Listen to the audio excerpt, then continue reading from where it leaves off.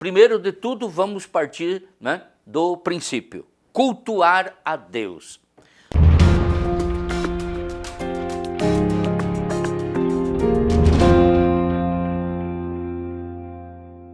Bom, nós vamos hoje fazer uma leitura, 1 Coríntios, capítulo 14, versículo 26, que vai servir de embasamento. Diz assim: que diremos, pois, irmãos, quando vos reunis, cada um de vós tem salmo, tem doutrina, tem revelação, tem línguas, tem interpretação. Faça-se tudo para edificação. Bom, Paulo está chamando a atenção e procurando, dentro da liturgia de cada ministério, de cada igreja, Paulo está procurando trazer uma conexão, que as coisas funcionem, tudo para a honra e para a glória do Senhor Jesus Cristo. Então nós queremos falar alguma coisa sobre alguns elementos dentro da nossa liturgia, dentro do culto, e até alguns elementos desconexos, que existem e que de repente é praticado e não é observado, elementos que se tornam até atrapalho, e que nós precisamos gerar uma compreensão, um entendimento, para que isso que não atrapalhe a espiritualidade, o mover do Espírito de Deus.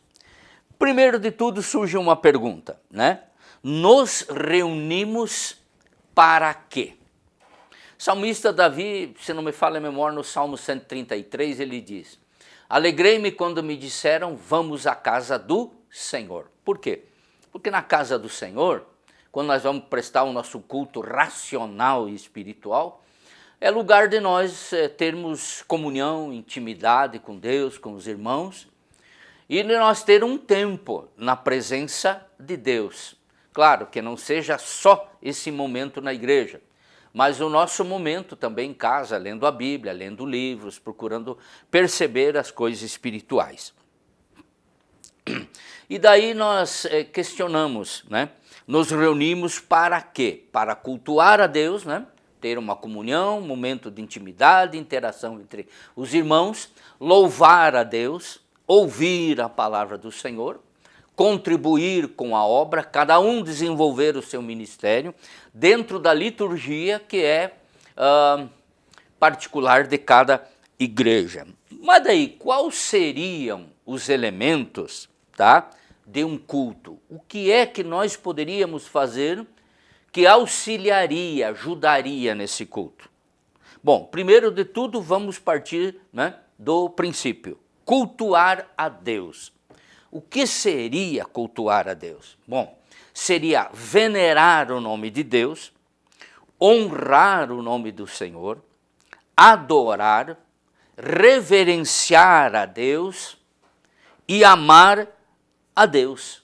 Isso seria alguns dos elementos que nós poderíamos exercitar dentro do culto, no momento do louvor, no momento até de ofertar, de você dar a tua oferta, dar o teu dízimo, trabalhando dentro da igreja, sendo lá como porteiro, como auxiliar, as irmãs ali, os irmãos também, é uma forma.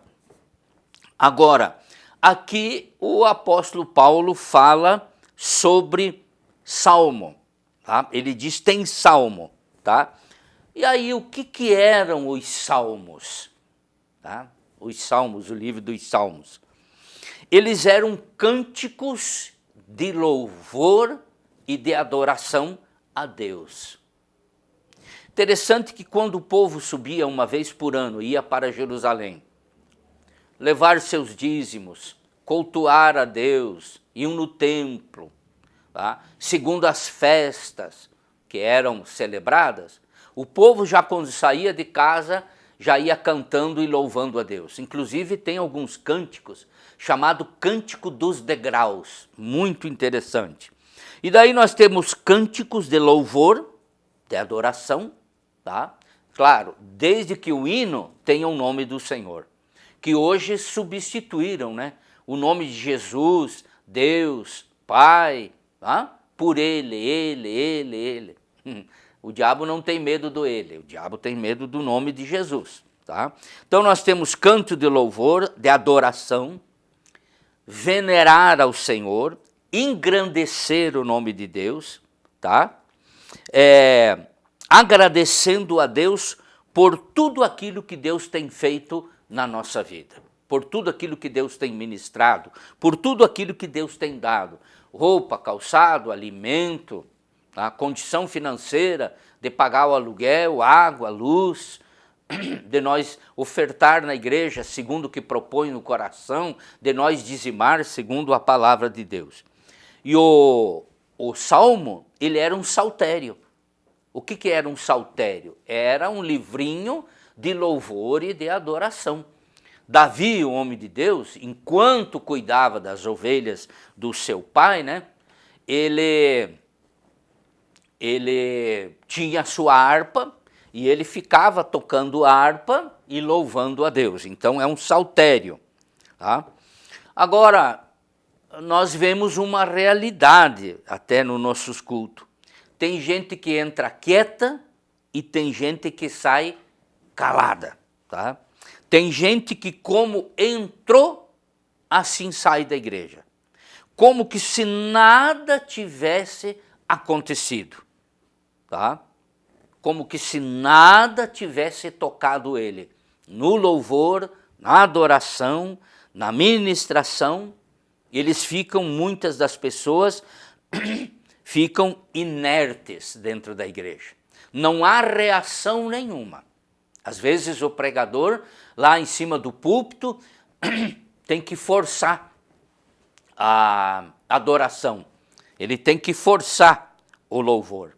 E essas pessoas vêm para a igreja e elas ficam assim, tipo, distantes. Elas ficam alheias ao culto. É como se culto dependesse só dos músicos e do pastor que vai pregar. É tipo assim, os músicos estão aí, eles têm que fazer a parte deles. O pastor que se vire. Não, meu irmão. Nós nos reunimos para louvar, adorar e ministrar o nome do Senhor. Tá? Eu sei que tem alguns pastores que são contra, enquanto eles estiverem pregando, é raro, mas existe, pastores que gostam que a igreja se concentre naquilo que ele está falando. Amém. Mas meu irmão, quando for pregado e quando for ministrado uma palavra que toque no teu coração, glorifique a Deus. Honre a Deus. Você não precisa glorificar, honrar a Deus num volume que excede até o som da igreja. Mas glorifique a Deus. Agradeça a Deus. Aquela palavra tocou no teu coração, diga aleluia, eu agradeço o Senhor, louvado seja o teu nome, isso, aquilo. Porque são elementos necessários durante o culto que nós vamos prestar a Deus. Nós temos um outro elemento que às vezes fica até meio assim, meio desconexo, tá? E que alguém usa de uma forma inadequada. Veja bem, lá no livro de Mateus, capítulo 7, versículo 7 e versículo 8, nós temos a seguinte passagem. Diz assim, pedi e ser-vos-á dado, buscai e encontrareis, batei na porta e abrir-se-vos-á. Porque aquele que pede recebe, aquele que busca encontra, e aquele que bate a porta se abre. As pessoas acham que vir ao culto, o elemento principal é pedir. Pedir. Eu quero. Tem muita gente fazendo de Jesus um garçom de honra. Tá?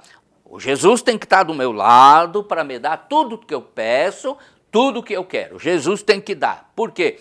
Porque lá no livro tal, passagem assim, diz o quê? Que Jesus tem que dar. Este não é um dos elementos principal do culto. Tá? Não é o elemento principal do culto. Agora veja bem, Mateus capítulo 21 e no versículo 22 diz assim, e tudo que pedirdes em oração crendo, recebereis.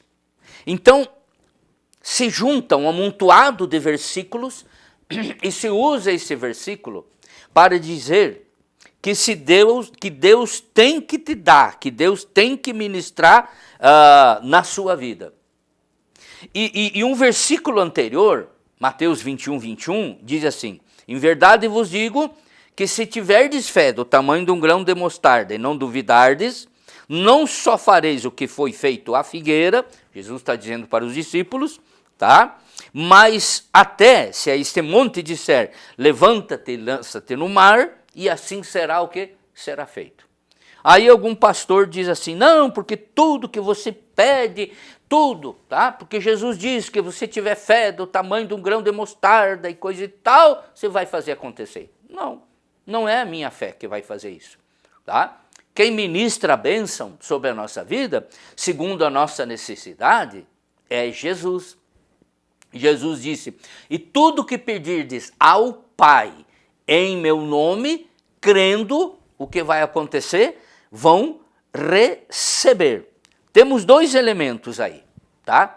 Tem que ter uma fé, mas não basta ter uma fé a ponto de você dizer eu posso, eu sei e eu faço. Não, você não pode, você não sabe, você não faz.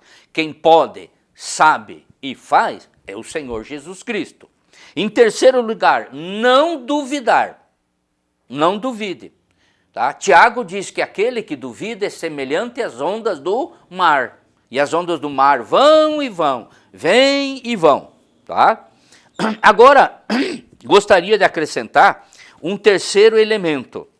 Primeiro João, né, primeira epístola de João, no capítulo 5, João 5, e no versículo 14, João diz assim, esta é a confiança que temos nele. Se pedirmos alguma coisa, segundo a sua vontade, ele nos ouve. Veja bem, primeiro, pedir para honrar e glorificar a Deus. Então, quando você pede, é para honrar e glorificar a Deus. Depois, segundo a sua vontade. Muito bem. Então, esse segundo vontade, ela está debaixo de um conhecimento de Deus e de um querer de Deus. Às vezes as pessoas pedem uma bênção e aquela bênção não vem, demora. Deus está fazendo, sabe o quê? Trabalhando a maturidade da sua vida espiritual. Porque aquele elemento de bênção na sua vida, ele pode te constranger e acabar te distanciando da presença de Deus. Seja uma casa, um carro, vida financeira melhor, tá? Tem pessoas que não estão, às vezes, preparadas para receber uma bênção da parte do Senhor Deus. Agora, outro elemento, Tiago, capítulo 4, versículo 3, Tiago diz assim, pedis e não recebeis, porque pedis mal, ou seja, não sabemos pedir como convém. E pior de tudo, para gastar em vossos prazeres. Gastar em prazer. Camarada, durante anos, hora para ter um carro, para levar a família para a igreja, para ir dar uma volta, viajar, mas de repente aquele carro ele serve de elemento de divisão e de separação. Tá? Antes, quando ele estava a pé, com os filhos no colo, debaixo de chuva, com guarda-chuva, e eu me lembro, eu tinha 3 meninas, minha mãe e minha esposa, e nós vínhamos lá do Parque das Palmeiras, um bairro aqui em Chapecó, a pé, até o centro para participar do culto, no domingo de manhã e domingo à noite, e daí voltávamos de lotação, porque não tinha tanto passe assim, tá? E aí algumas pessoas, quando são abençoadas, elas acabam o quê? Esquecendo de Deus. E aí, por que não recebemos? Justamente isso, pedimos mal. E pedir mal é não endereçar em louvor, honra e glórias ao Senhor. E para gastar em deleites. Tá? Qual é o deleite? Autoexaltação, orgulho, ostentação. Então eu devo pedir para quê? Ó, João, Evangelho de João, capítulo 14, João, Evangelho de João, capítulo 14, versículo 13. E farei tudo o que pedires em meu nome, está dizendo Jesus, para que o Pai seja glorificado no Filho. Mas não é o principal elemento do culto. O elemento do culto é adoração e louvor a Deus. Tá? Louvor a Deus. E então, quando você pedir, peça para a honra e glória do Senhor Jesus. Prosperidade não é o elemento de especial relevância no culto. Não é de especial relevância no culto. Tá? Prosperidade, tá? Tem a ver com bênção de Deus, com suor. O Senhor falou para o Adão, do suor do teu rosto comerás o pão cotidiano. Tá? Então, quando você trabalha, você luta, você busca a Deus, o Senhor acaba o quê? Ministrando na sua vida. Mas o elemento principal é louvor e adoração. Já que estamos falando da prosperidade, vamos ver a prosperidade pelo viés da palavra de Deus. Mateus, capítulo 6, e o versículo 33. Olha o que o Senhor fala. Buscai, pois, em primeiro lugar o reino dos céus e a sua justiça, e estas demais coisas vos serão o quê? Acrescentada. Quais as demais coisas? As que estão do versículo 25 até o versículo 32. A preocupação com o comer, com o vestir, como vai ser amanhã, isso, aquilo. Então Jesus disse, buscai o reino dos céus. O reino em primeiro lugar. Porque nós temos que entender que o Senhor Jesus não veio pregar um reino terreno. Quando Jesus foi preso, Jesus disse, o meu reino não é deste mundo. Se o meu reino fosse desse mundo, eu poderia orar ao Pai e Ele iria mandar legiões e legiões de anjos para me livrar disso. Mas como o meu reino não é deste mundo, ele disse, é chegado a hora de eu ser provado, é chegado a hora de eu passar por esse momento, mas o meu reino não é daqui. Agora eu te pergunto, meu irmão, o teu reino está aqui? Tu está ainda com o bico grudado na terra? Você ainda está preocupado com as coisas daqui? Agora veja bem, meu amado, João, capítulo 18 do Evangelho de João,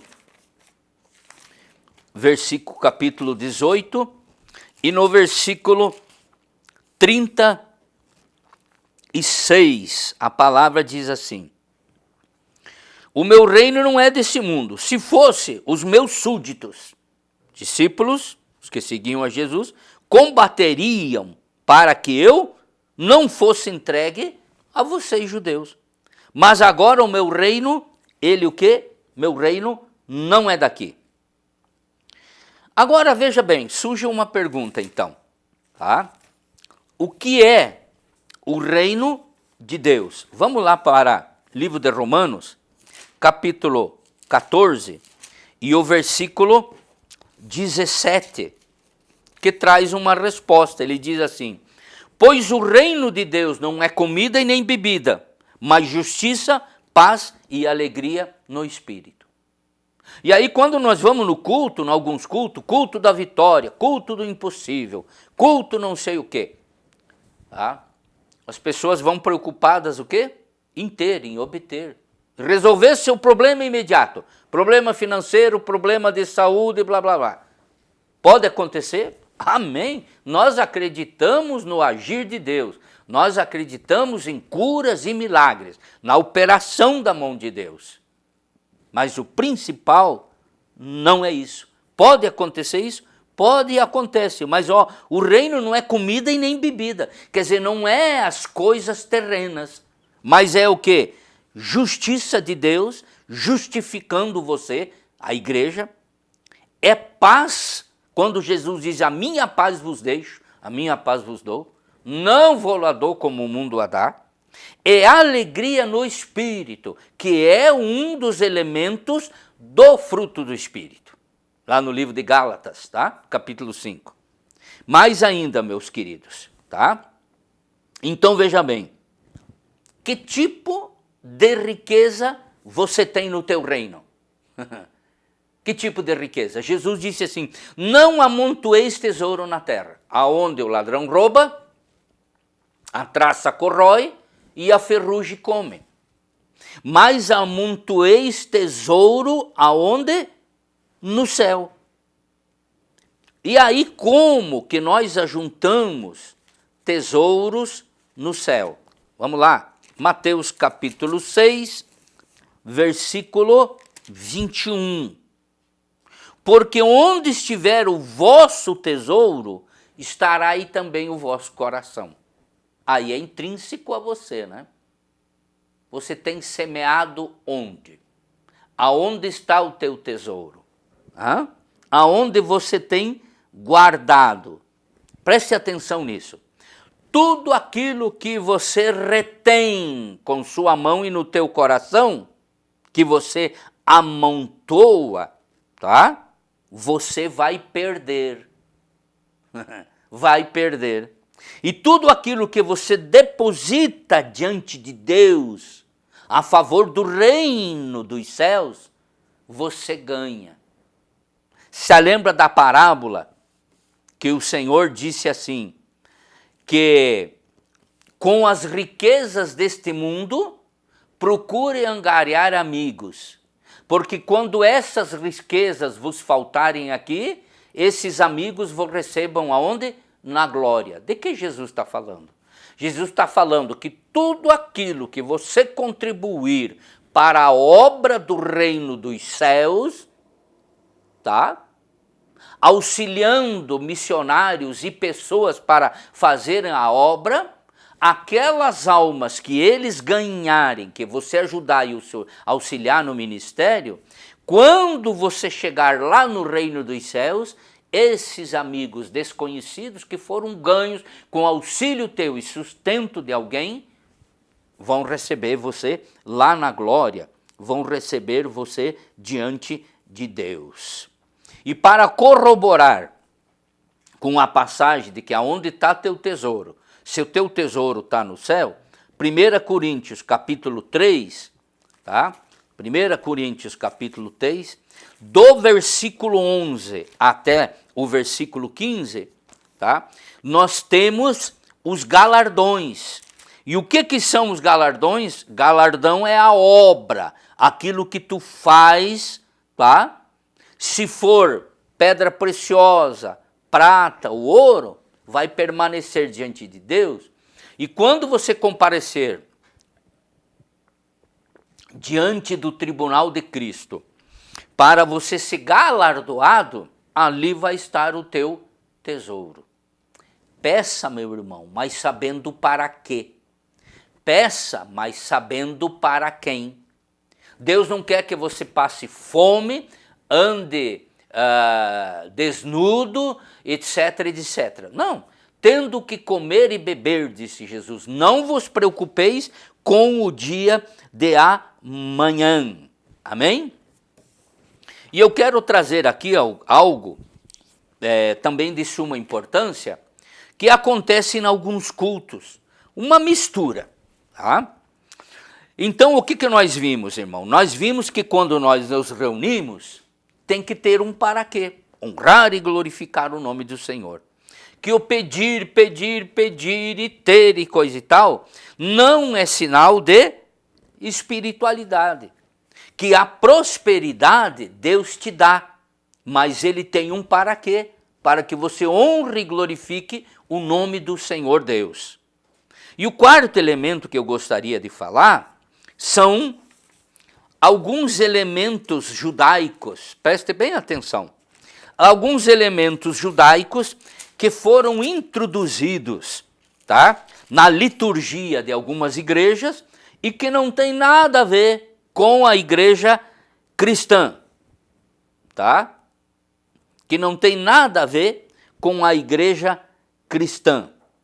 Olha só, nós temos alguns indicativos, e eu quero ler para você, livro de Romanos, capítulo 6, e no versículo 15, vamos ver o que diz lá?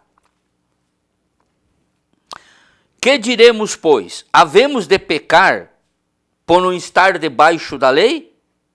Mas debaixo da graça? De modo nenhum. Então há uma diferença entre lei e entre graça, certo? Romanos 8,2, o que diz Romanos 8,2?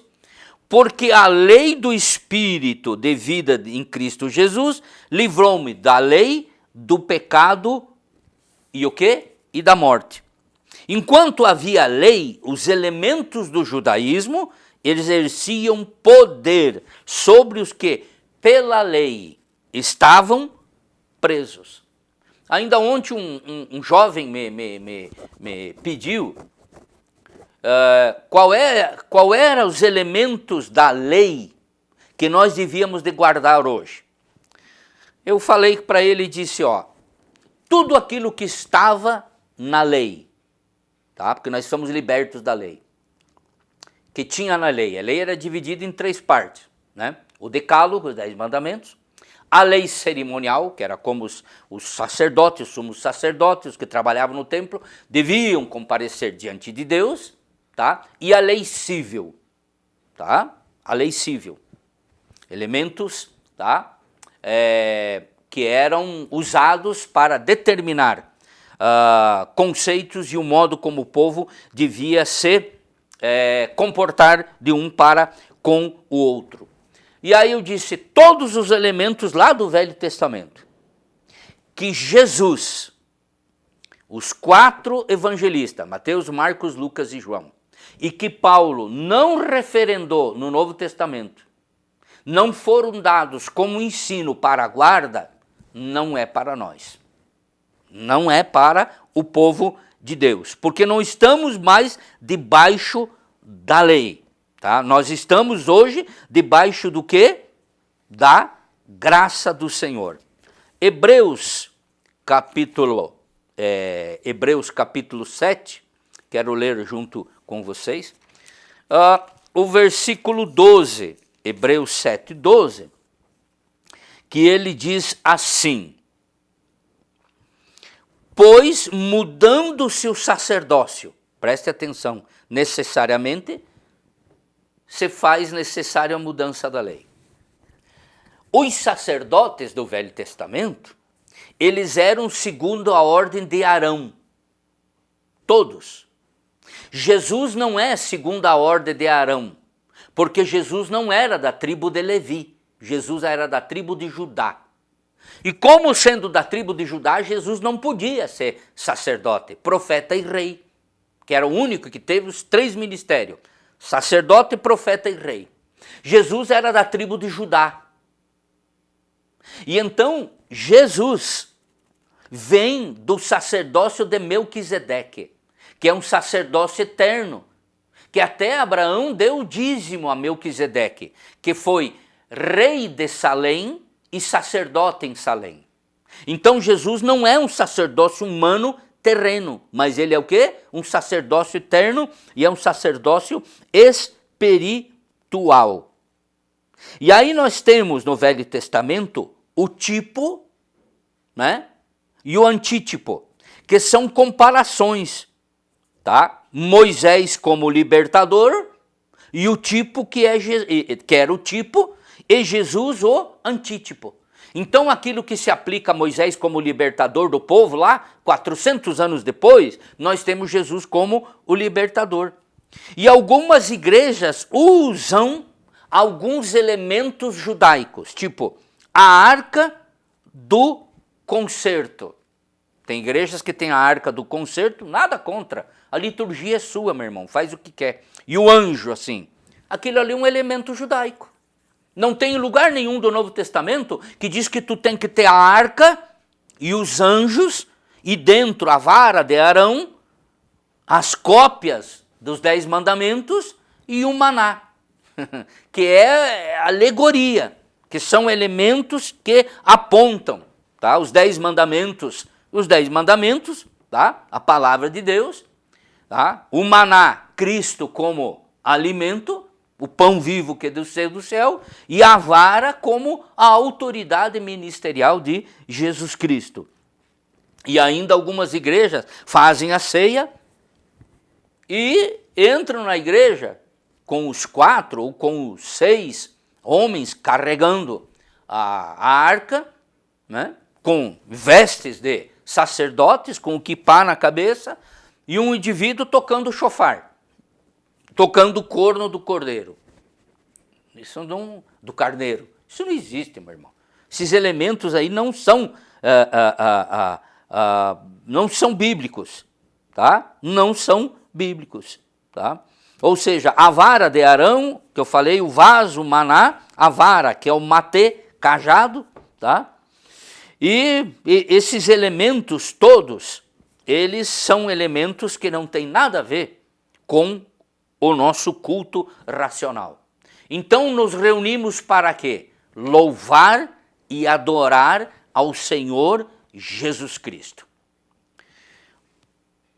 O principal, a figura principal no culto é Jesus. Não é os que vão louvar, não é o pregador, tá? É Jesus sendo adorado e a palavra sendo ministrada. Então, quando você vai orar, ler a Bíblia, tá? Tenha na tua mente, adore, louve e bendiga o nome do Senhor. Que os elementos, a liturgia da tua vida em relação a Deus, passe por esse caminho. E não vá na igreja só para pedir, ou só no quem tem, né? No nosso ministério não temos, aquele culto de que você vai lá e faz uma barganha com Jesus. Pega o envelope da bênção, dá tanto, por isso e por aquilo, por aquele outro. Não, meu irmão, isso não existe, tá? Isso é vergonhoso.